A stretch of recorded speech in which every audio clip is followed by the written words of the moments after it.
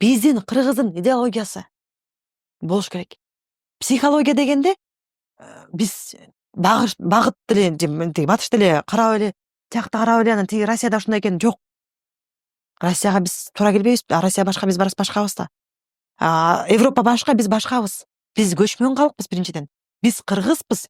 Биздин каныбыз, ДНКбыз, ой жүгүртүбүз башка дегенди таңгалаш керек. Биз кыргыздын үрп адаты, маданияты сакталып калыш керек да. Ошон үчүн психология дегенде жанагы личный граница деп эле катышпай калдык бири-бирибиз менен, сүйлөшпөй калдык. Балдарыбыз керек болсо бир тууган үйгө кайсыл киши келип атат, эмне келип атат билбей калдык. Тайкенин тайке деген эмне экенин билбейт экен кээ бир балдарчы. Я не знаю. Тайкеси ким экенин Билбейт экен, тайке деген ким экенин билбейт экен. Чоң ата, чоң апа баарын эле бабушка, дедушка дейт. Жок. Чоң ата атаң жактан. Атаңдын атасы чоң ата.